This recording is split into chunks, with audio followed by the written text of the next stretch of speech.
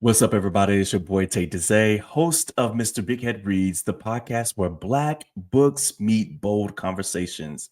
This May, we're taking a deep breath together for Mental Health Awareness Month with our special series, Brother Breathe. We're talking about healing, joy, and the real stories behind Black men and mental wellness. So please subscribe, like, and share these upcoming videos with a brother or a sister who needs a reminder every now and again to just breathe.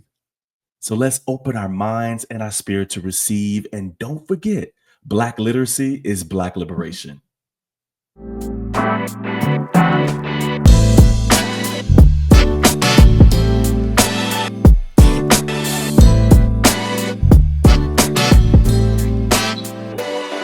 All right, welcome back to Mr. Big Head Reads. I am your host, Tate Dezay.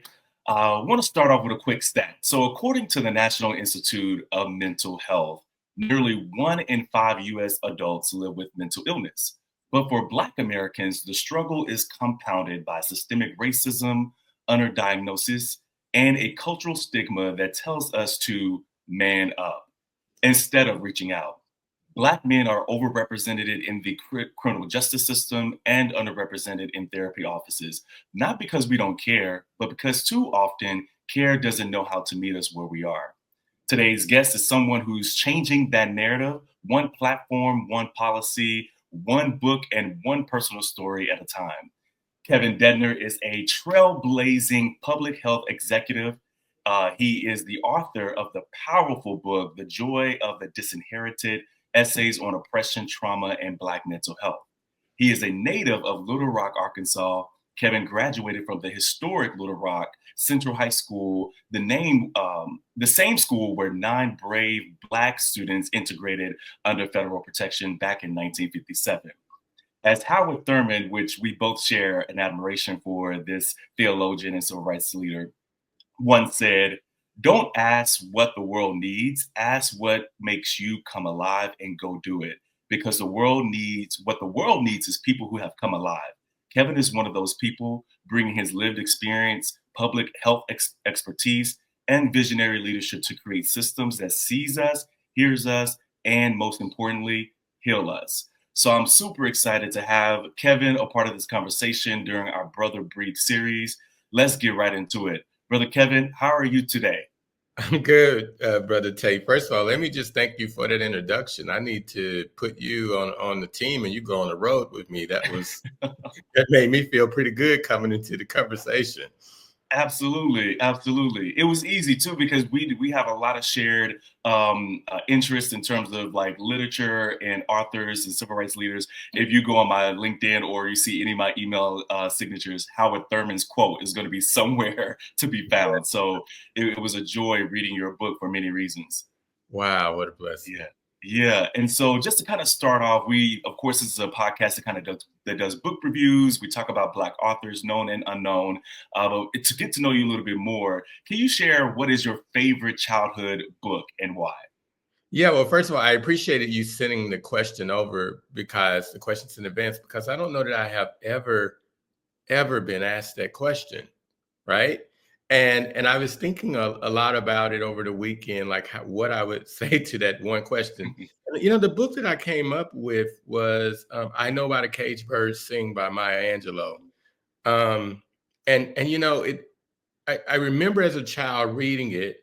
I didn't know then what I know now, but Mm, I really connected with the narrative, not because I'm a woman, not because I had experienced all of the things that Maya Angelou had experienced, but I also knew that Maya Angelou was from Arkansas.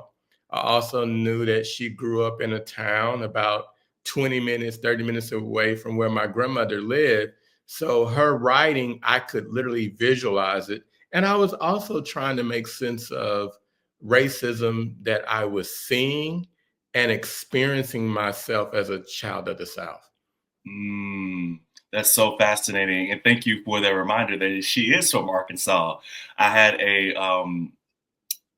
prestigious opportunity to have sat outside to listen to her speak. She was one of the guest speakers at University of Texas at Austin back in the early 2000s. Wow. And Kevin, they could not even fit her in an auditorium, so she said, "Let's go outside."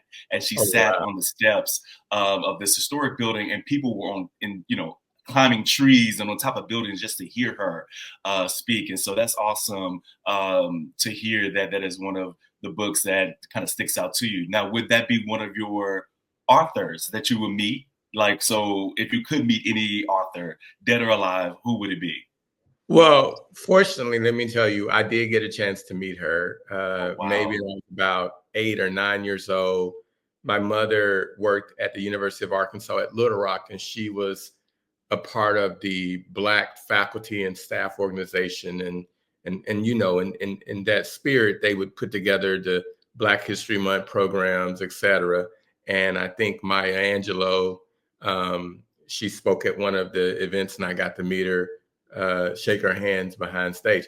At that time, I thought the best thing about the event was the cookies that I got to get in the reception. But looking Yeah. back now, I really appreciate that I did get to meet her. But to answer your question, I'd love to have James Baldwin over for dinner. I have Mm, this imaginary dinner party of who would be there and where they would sit. And I would just love to have maybe 2, 3 good bottles of wine and James Baldwin at the dinner table. right. And hopefully you have all night because Brother Baldwin can go. He Yeah, can. it could be a Uh, fast conversation. what is one book that you can read over and over again? It's funny. That's a really hard question because I have, over the years, collected a number of books that I often revisit. In fact, it was one of the reasons that I was able to realize that I was getting older, because books that I had been reading for years, I picked them up and could no longer see the Wow. pages. Right, Uh, right. but I love Ralph Ellison, The Invisible Man. I think in many ways, I often still feel like that invisible man, and that narrator is talking in my head as I move through the world. In recent years, I've sort of been reading books like Eric Butterworth's Spiritual Economics, Emily Mm, H. Caldwell's Lesson in Truths, like really take, wrestling with my mindset and a lot of the limiting beliefs that, um, I sort of, got growing up and over time. But I also like to revisit like James Cone often. I mean, and, mm. I'll pick up, Baldwin if it's, Go Tell It on the Mountain, and just like sit with it for hours. I also have like one of my favorite books. You sort of opened this question that I can go on and on. Um, Years ago, I visited the Frederick Douglass House, right here Mhm. in Washington D.C. Frederick Douglass lived here in D.C. Has a his home still stands in Southeast D.C. And fascinating, 98% of the artifacts in the house are original to the house. So a lot of times when people come to DC, they want to go see all of the Smithsonian's. But I always encourage people, if you can fit it into your schedule, to go to the Frederick Douglass House. Long Mhm. story short, in at the house and at the museum, actually in the museum at the house, a copy of this book called The Columbian Orator is there, and it is said to Mhm. have been his favorite book. I think it was published in 1862, and it is a Wow. collection of short stories. So when I figured out that that was his favorite book, right, I went back and got on eBay and found Mhm. my own copy of The Columbian Orator, and the short stories are just so rich and colorful, and as you can imagine, how people wrote in Mhm. 1860 is much different than how they write today. So Exactly, yeah. Was it expensive? I think I paid a couple $100 for it, but I've been Okay. collecting vintage books for a couple years. So, you know, Really? And you find those books on eBay? eBay is where I used to, like when I was deep into like trying to build the collection initially, is where I would find them. but I never have tried to buy them on Amazon. It was always sort of eBay, somebody personally selling the books. And then I'd go to a lot of antique shops, vintage shops. Sometimes people will have a book section. In most cases, these in those types of shops, people don't even know what they have. They just have a box of books from somebody's estate. Right, Have to right. rumble through them. It's where I got. I grew up in Little Rock, as you mentioned earlier, and I found me rummaging through a box, an original copy of Daisy Bates' Long Shadow of Little Rock book. So that was really, prized collection of mine. Now it is, rather. Well, you were dropping gems already. Like, wow, like I never knew that there was a book collection type of, trade. So that's pretty cool to know that you can go out and buy historic books. And I'm sure that was fascinating to see that book at Frederick Douglass's home. And also very cool that you live in DC. I just moved from DC. I was there for 5 years. So very familiar with the DMV and love and miss it. But God had other plans. So here we are. Yeah.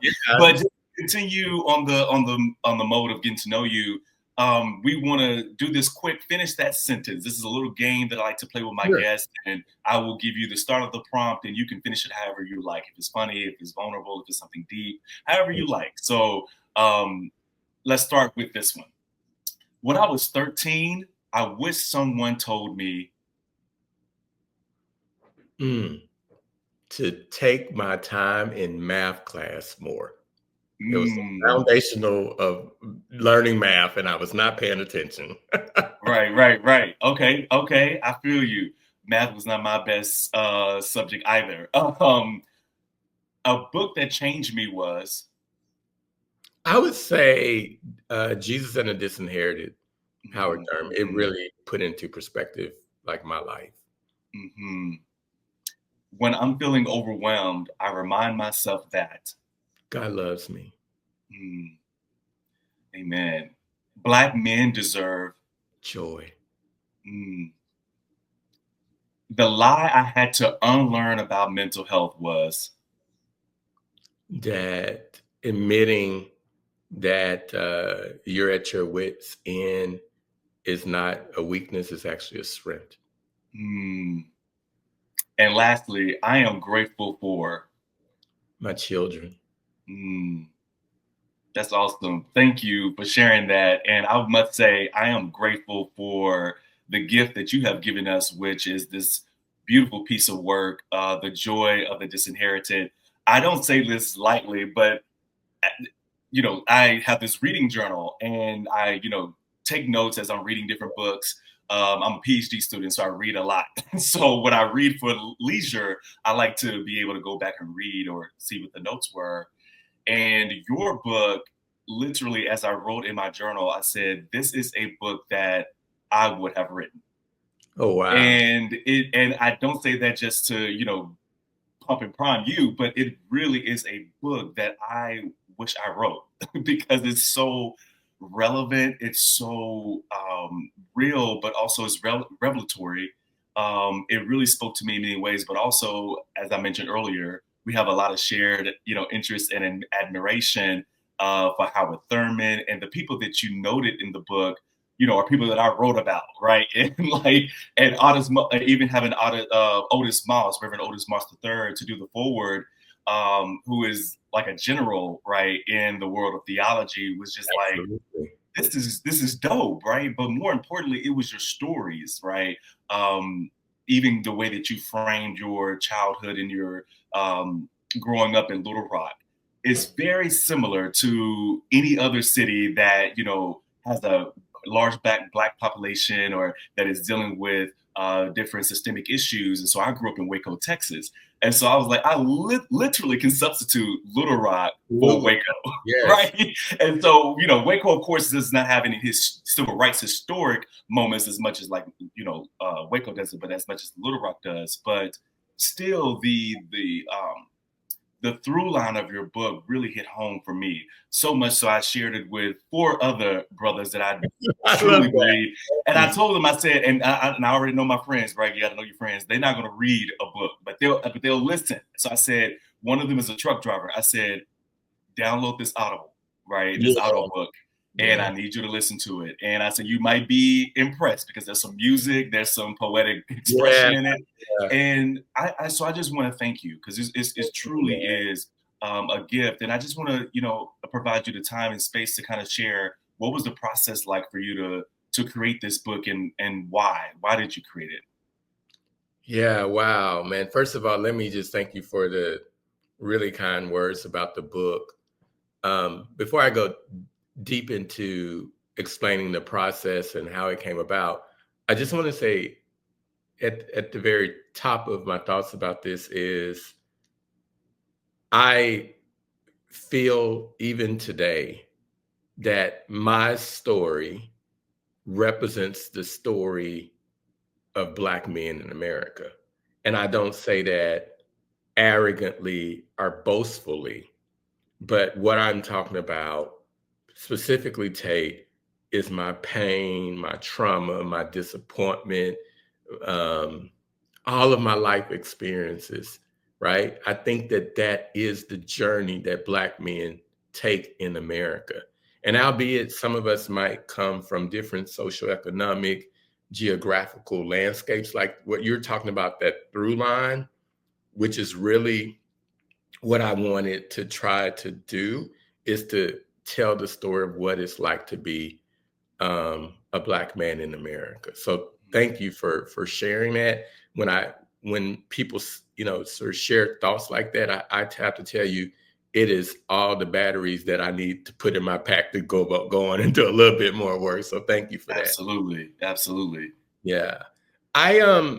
First, Tate, I would tell you, I wanted to write a book about Black men's health probably about 10, 15 years ago. And it's funny because you can look at your memories on Facebook and see when you were talking about the work you wanted to do. And I wanted to write this book. At that time in my mind, I thought the book would be more academic. Like I wanted to talk about, like you started this podcast talking about the stats. And I was like, in my mind, I was like, well, surely if people knew the stats, we would, be organizing to do something about it. So I thought that I needed to write a book about the health of Black men and make it like a scholarly book, like making this Yeah. academic argument. We are in a crisis as Black men, all of these things we're experiencing. But to be honest with you, I could never get a rhythm. And I like to say what was very clear, or what is very clear to me now, I needed to live a few more chapters. So fast forward, Mm, I'm consulting, very successful, thriving consulting practice here in DC. And I worked myself into depression, an exhaustion rather, that led to an arresting depression. And it took me a while to find a therapist. When I came out of therapy, I looked around and realized that because I now know what depression looks like, I can see it in my friends. I can see it in times that I missed it in my friends. And I'm like, wow, this is incredible. So I ultimately ended up like starting an online teletherapy company. And the whole goal was to provide the type of support that I had. But I still wanted to write this book. And I was continuing to work with a therapist, and my therapist suggested that I start to journal. And right around mhm. the time that the therapist suggested I start to journal, I came across the work of Howard Thurman and Jesus and the Disinherited. To be honest with you, I was like just thrilled at this idea that, as you probably know, historians say that Martin King traveled with Jesus and the Disinherited all the time. So in my mind, Mhm. I'm like, well, if Martin Luther King was reading this, I surely need to read it, right? But Right. when I read it, it really brought into perspective like what I had been struggling with as a Black man, all of the experiences I was having. And so Thurman basically argues that there are three primary ways that we respond to oppression. We imitate the oppressor, we keep a safe distance from the oppressor, and then there's outright resistance to the oppressor. And, that framework really helped me understand my life and the people in my life, right? Being a child of what I like to often call the antebellum South. So the book is a collection of essays. It's not a complete biography, but it does tell the story of my life. And the essays are written to stand alone, but they are placed in the order that it makes some chronological sense to my development and my journey. So the process was journaling, and once I realized I was like, oh, I'm actually writing the book, and then I Mm. marshaled the people that I needed to help support me through the process, and I kept journaling, and we kept working until we produced the product. Hmm. Thank you for sharing that. And I mean, there's so many things, so many thoughts that's going through my head right now. One thing that you mentioned about the scholarly component, where you didn't want it to really be heavily scholarly.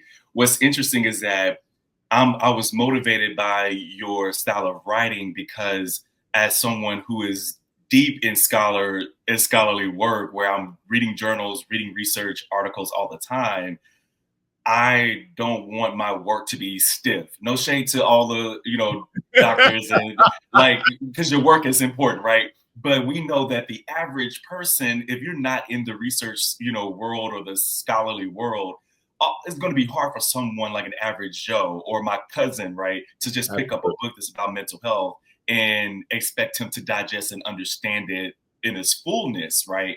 But what I loved is that it was a great balance between scholarship and real world applications. And also, you had a lot of cultural markers, right? So, if you love rap, if you love poetry, if you love certain authors who may not be deeply, academics, you'll still get the feel of a book that, wow, I'm actually being challenged a little bit. Like I'm being introduced to new things, right? Without feeling like so heavily academic.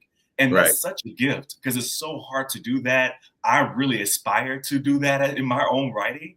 And so I think that for me, it was really easy for me to say, I'm sending this to my four homeboys, Yeah. who don't read much, but I know that they will enjoy it because it's so real. And you really know how to kind of bring in these intersections of the mental health world and racial issues and concerns and systemic issues into something that is really easy to digest. And so I'm interested in knowing, like, for you, what really motivated you to say, okay, I need to continue to write this book, or I need to make these journal entries into a book, because it's not totally an autobiography, as you mentioned, but it could have went there. Is there a reason why you didn't go that route?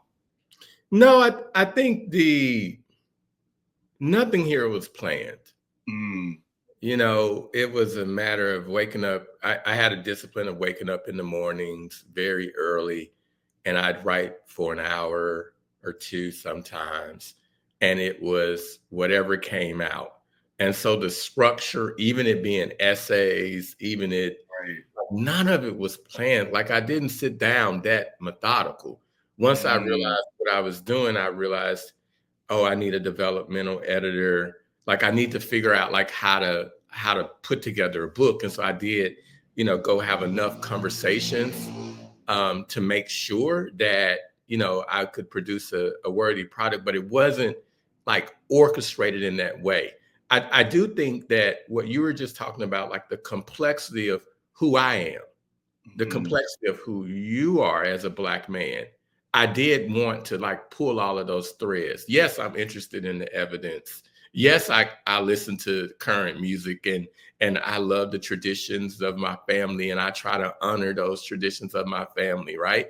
I wanted to pull all those things in to really, you know, tell the world who I am, or but not like from this sense of like me trying to lift Kevin up, but more like this is the complexity of what it means to be a Black man in America. These are the experiences Mm. we're having, and here's the challenge we have in navigating those experiences. Because Mm. what I don't think that we've said yet is that for me, I think that my depression was ultimately brought on by experiencing so many different traumatic and having so many different traumatic experiences over time and experiencing so many microaggressions over time. Like the Mm. research now shows that multiple microaggressions have the same impact on us mentally as a traumatic event. And so I think like me having this moment where I literally am brought to my knees mentally, psychologically, is a result of not having the right tools to process that all the way back to the time when I was 10 years old, as you know, I write about in the book. And I don't think that that experience, by the way, is unique for me. I think over time, many of us can develop the tools to deal with our pain, our trauma, our oppression, or even the microaggressions we experience daily. But that does require a lot of work and help. And I don't know too many people who've been able to do that alone. Right, right. Especially considering the climate that we're living in and have been living in for decades. Till of Our Time and Every Black Conscious Man Needs Therapy are probably my two favorite chapters. And I love that you stacked it that way, right? Like Till of Our Time is so heavy, and you mentioned and you questioned the reader to think about who is the till of your time. And that was so striking for me, because I think you mentioned in the book that Trayvon Martin was Yes. yours and Michael Brown is mine. Exactly. And Yeah. and many people don't. I mean, I know exactly where I was in August of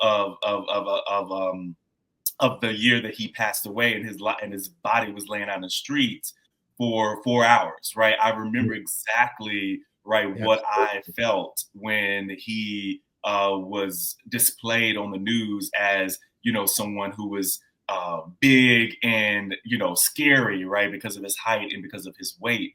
And so for me, I didn't feel like there was hope for us. I didn't feel like there was hope for a Black man walking the street wearing a hoodie, or going to the grocery store, or going to the convenience store in my neighborhood. And so it brought in a lot of fear. But the way that you normalized depression and this wrestling that happens with Black men in America in the next chapter was really profound, because I dealt with depression in a way that made me think about what would it look like for me not to be on earth anymore. Absolutely. And the way that you talked about it, Suicidal ideation without the intent to harm. without the intent to harm. Yes, thank you. And the way you wrote about it, I was like, Kevin, I was like, what? Like, I'm not the, like, I was like, it made me feel seen, right? And I know so many other young brothers who wouldn't dare share, right, that they would have these thoughts, but yet they happen, right? Like you said, the ideation, but not a plan.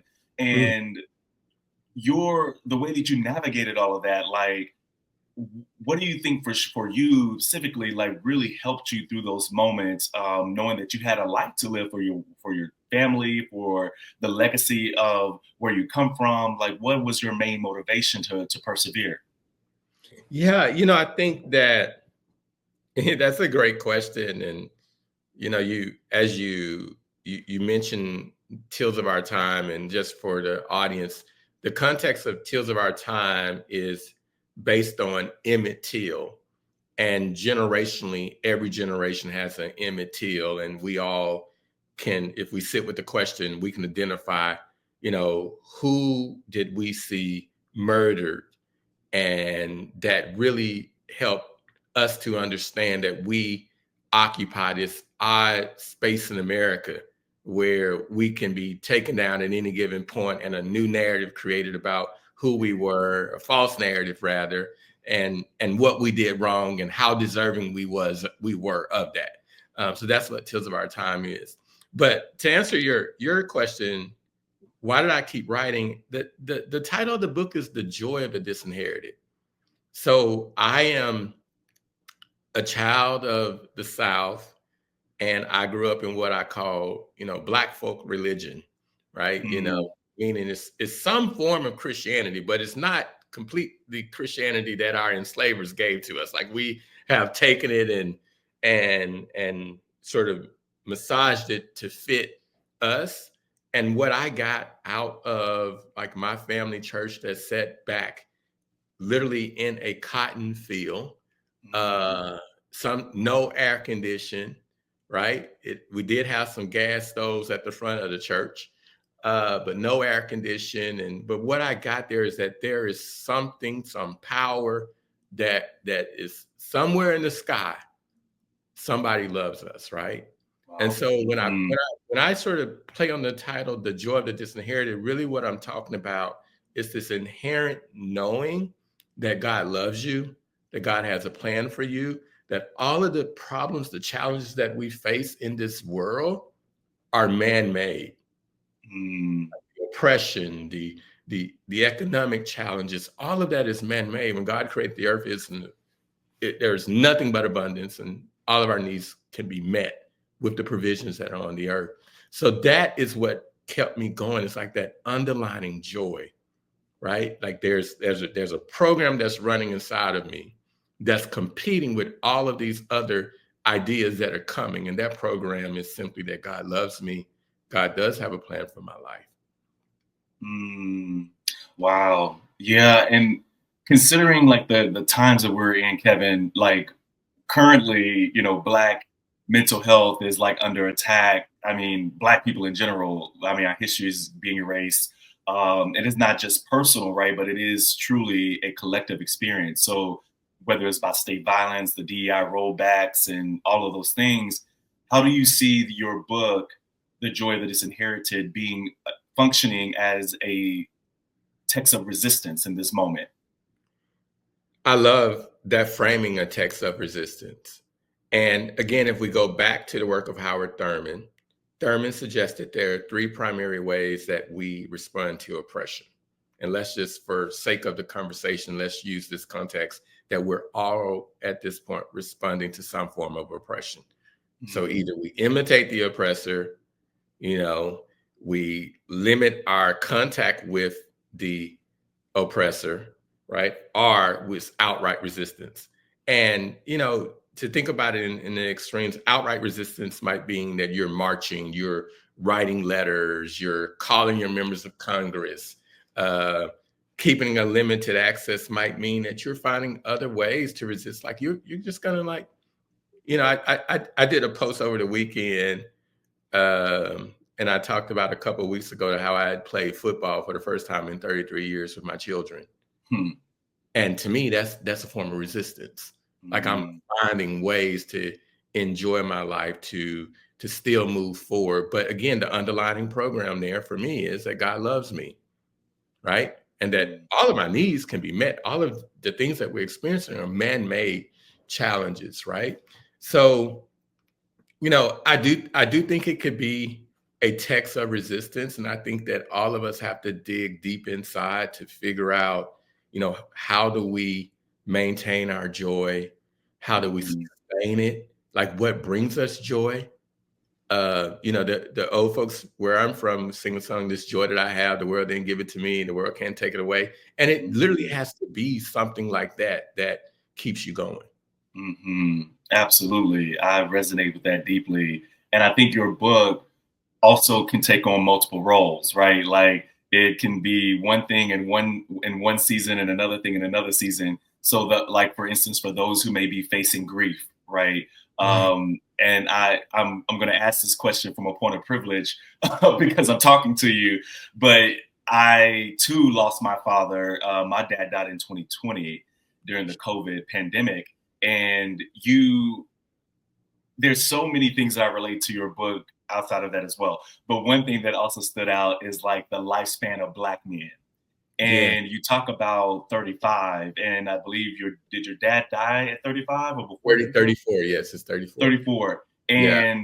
And people used to like I used to walk around with fear and anxiety in my early 30s and 20s because my biological grandfather and his brothers and his father all died before the age of 35, Sure. and they were tragically killed in some form or Um, fashion. And when I reached 35, it was for me, I was crying. I was, talking to my friends. I was like, this is a miracle. But they didn't really understand the fullness of as to why I was, framing it that way. I was like, no, this mhm. like I never thought I would make it this far. Now I'm over the hump of 35.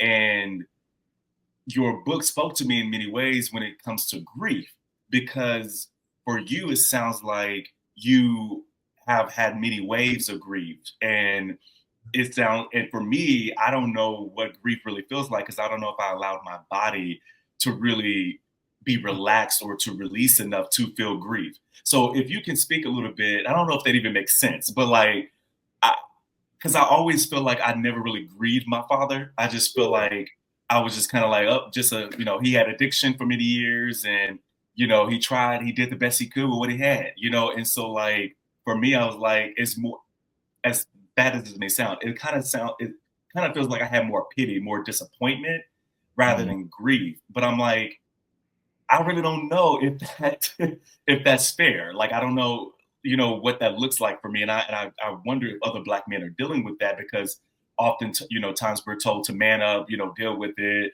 don't Sure. cry, things like that. And so, what does grief look like for you, and how can your book be used as a tool for that?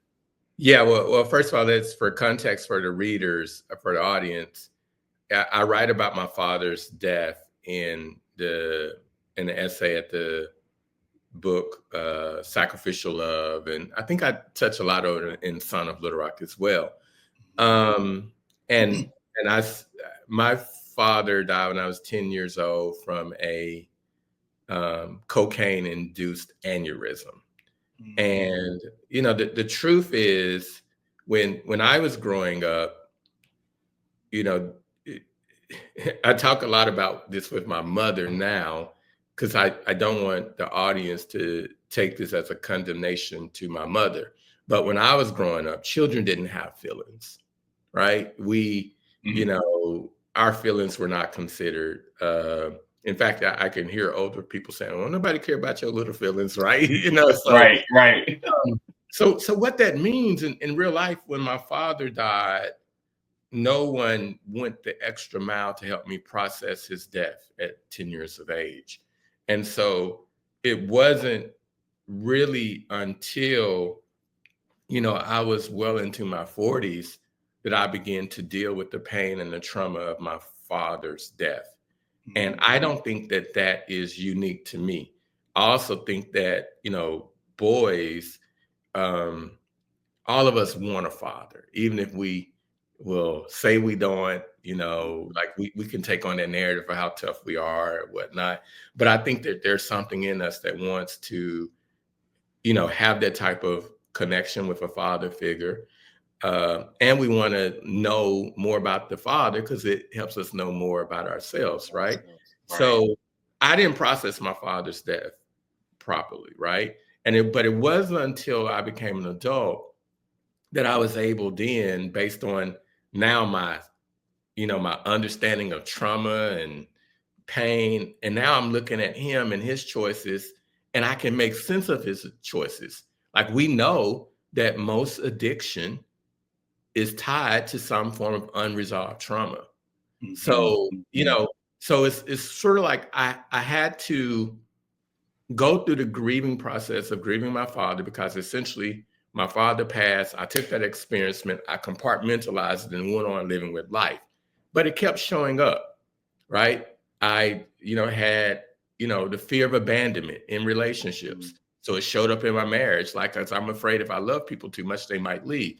So I think, all of us, particularly like this relationship you're talking about with Black men and their fathers, I don't think that my experience is unique. I think that many men are not as good of husbands, partners as they can be because, of this, maybe having not processed the loss of their father or dealt with some type of trauma and pain that way. But I do think that the book, one person asked me one time, why did you write about your father so much? And this is a woman, by the way, and she told me, my father left when I was 8 years old, and I don't think about him at all. And I said, I don't think that that's true. I don't think that even having this conversation with me, if you didn't care. I said, just because you had the experience and you tried to put it in the closet and throw away the key, Right. it doesn't mean that the experience didn't happen. And admittedly, she called me back a couple months after that conversation and said, you were right. But she was fascinated with, in her mind, my father, sort of, played, as the old folk would say, he played with the devil and danced with the devil. So he got what he deserved. And that was the narrative that she wanted to accept. But, what I know now is that that's not the whole truth. Right? Mm. So looking ahead, what changes do you envision in the mental health landscape, or even in the Black church experience? You mentioned a lot about religion and the church being a resource. Even in the book, you talk about most churches don't even mention about like suicide ideation or anything like that because of this fear of that. You might go to hell, right? If you take your life and things like that, and so the stigma around mental health is um, kind of taboo, if you will, within the Black church still to this day. So looking ahead, what changes do you envision within the mental health landscape and the Black church landscape to help better support mental health, especially in Black men in today's society? Yeah, well, first of all, let me just sort of put the caution about where we are right now. And I can speak even personally. I think we've seen the last couple of months, those of us who were, talking publicly about racism, discrimination, what it means to be Black in America, like we've all sort of, or at least me, I've Mm, grown through this period of like, you know, do I keep talking about it exactly the way that I've talked about it? Do I need to reframe it so people can process it be more palatable? And the conclusion I've come to, Tate, is I've tried to talk about these issues as respectful and loving and kind as possible, right? I've yeah. never tried to attack or make people feel like I was attacking them because of what has happened to me, or something that their ancestors did, to say it that way. So Mm, I think that we are in much more of a dire position today than we were 4 years ago, mm, right? Because I think the voices like mine are struggling to figure out, what does my voice sound like in this moment? So Um, but on the other side of that, I do think that prior to now, that we've seen a destigmat we destigmatized, people talking about mental health and people right. actually going out looking for services. But I'm really concerned about the environment that we're in because I think it actually can induce more um, anxiety and sort of trauma for people, and I'm concerned about that. But I mean, I happen to advise an insurance company on their clinical services, and what I can tell you is that there are a lot of people who are in the right places that are trying to think about what does culturally appropriate therapy look like? How do we Mhm. get more people access, whether that's through teletherapy, whether that's through even today, like what does AI powered solutions look like? But, I would say that for me, I think that the mental health work that we need to do collectively as a people, it starts internally, like people starting to ask themselves a lot of questions. And really, my journaling was me answering the questions I was asking myself. In fact, Mm, I hope that, like, for example, one of the reasons that the book resonates with you, because now you're sitting the book down and you're thinking about, well, what's the answer to that, to my question?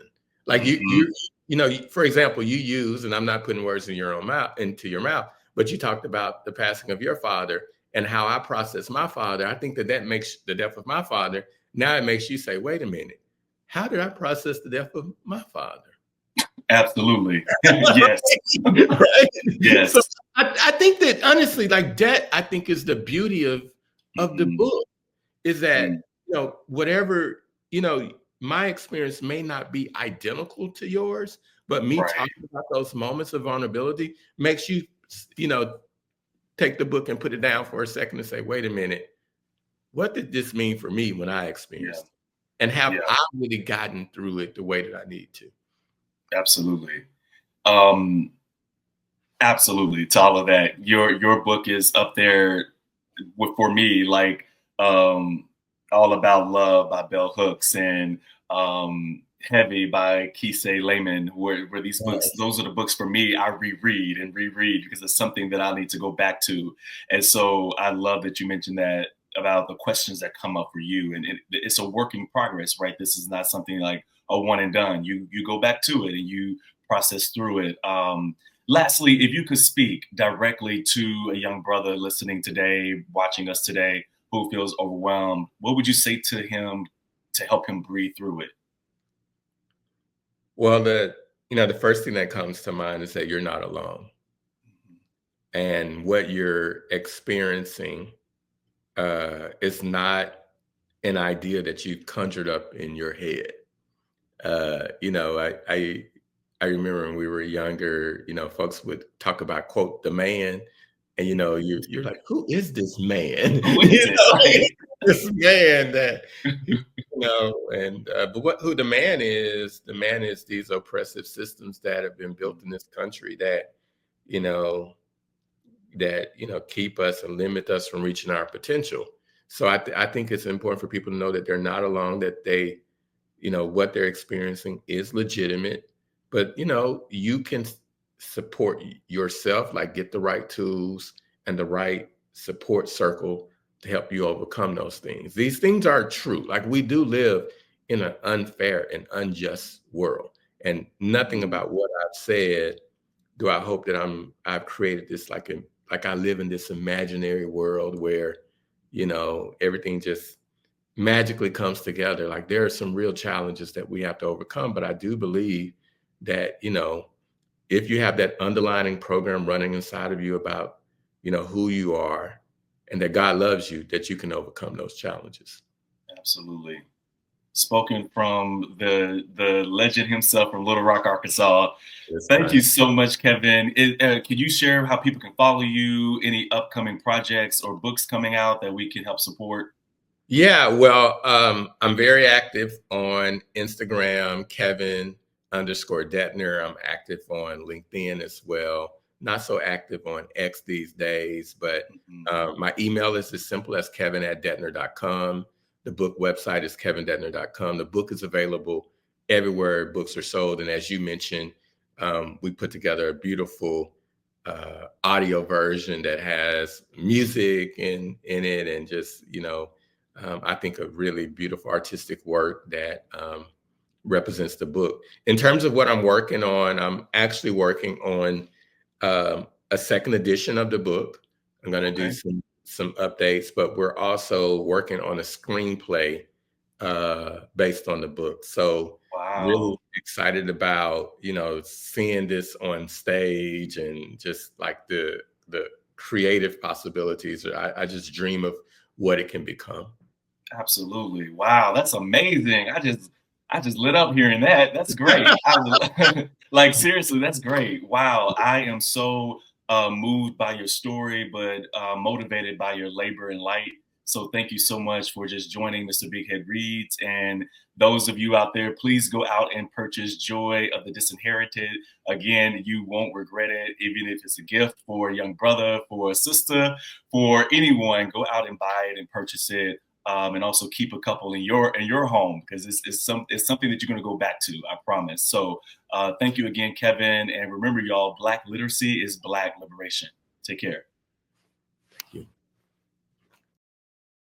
Yo, thank you so much for tuning in into this conversation with Kevin Dedner. Listen, I want you to follow him on Instagram at Kevin_Dedner. That's Kevin_Dedner. You can also go to his website at KevinDedner.com to see any upcoming projects that he may have coming out. Listen, follow, subscribe, and share this video. Share it with your friend, your uncle, your auntie, your daddy, your mama, your sister, your brother, whoever you believe needs to hear Kevin's story, but also needs to read this book. Go out and purchase The Joy of the Disinherited. I promise you, you won't be disappointed. Be sure to follow me on Instagram at Mr. Big Head Production, and also subscribe to this YouTube channel because more content is coming your way. All right. And remember, Black literacy is Black liberation. All right. Peace.